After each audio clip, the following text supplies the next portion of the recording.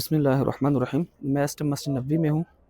تو یہ سب سے زیادہ جو پرابلم آتی ہے نا لوگوں کو جو اس سے آگے نماز پڑھتے ہیں، یہ جگہ امام کے برابر ہے۔ میں اس کی تھوڑی وضاحت دے دیتا ہوں۔ یہ دیکھو، یہ 5 نمبر گیٹ ہے، اور یہ دیکھو وہ روضہ رسول والی گلی ہے۔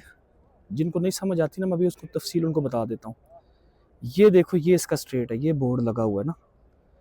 اس سے جس نے پیچھے ادھر امام کھڑے ہوتے ہیں نا، یہ جو مسجد سے گلی سے تھوڑا سا پیچھے یہ روضہ رسول والی گلی ہے، اس سے جو پیچھے پیچھے کھڑا ہوگا نا، صرف اس کی نماز ہوگی۔ یہ امام سے پیچھے ہے، اس لیے انہوں نے باقاعدہ لکھ کے لگایا ہوا ہے۔ اس سے جو آگے یہاں کھڑا ہوتے ہیں نا، یہ دیکھ لیے ساری جگہ، یہ صفحے صرف اس لیے بچھی ہوئی ہیں کہ لوگ ویسے بیٹھ جائیں، لیکن ہمارے کچھ بھائی یہاں نماز بھی پڑھ لیتے ہیں۔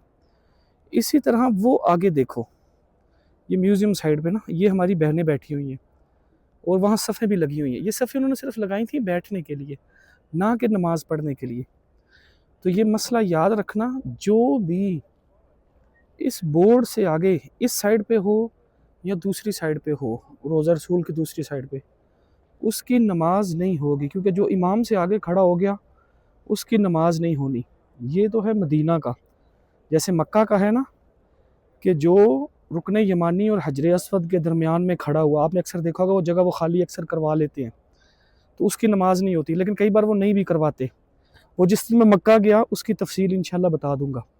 یہاں کی میں نے آج کوشش کی ہے کہ میں ایک سمپل طریقے سے اس کی وضاحت دے دوں کہ جو اس جگہ سے پیچھے کھڑا ہوگا، یہ 5 نمبر ستون ہے نا، چیک کر لو، اس کی نماز ہوگی، کیونکہ امام سے آگے نہیں کھڑے ہو سکتے، اس لیے انہوں نے باقاعدہ یہ لکھ کے لگایا ہوا ہے۔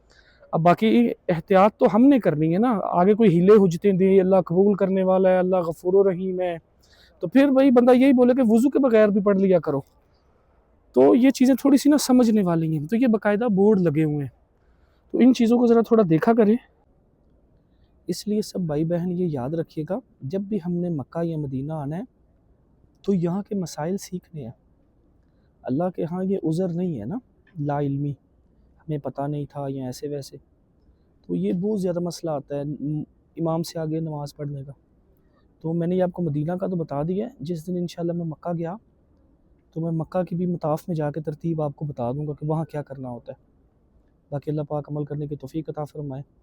آپ بھی دعا میں یاد رکھیے گا، اللہ پاک دنیا آخرت کی آپ سب کو بھی خیریں دیں، اور اس شہر میں آنے کی توفیق دیں، کیونکہ جو ہوگا اللہ کی توفیق سے ہونا ہے، اور اس شہر کی قدر دانی نصیب فرمائیں۔ اللہم آمین۔ کہا سنا معاف ہے۔ اللہ حافظ۔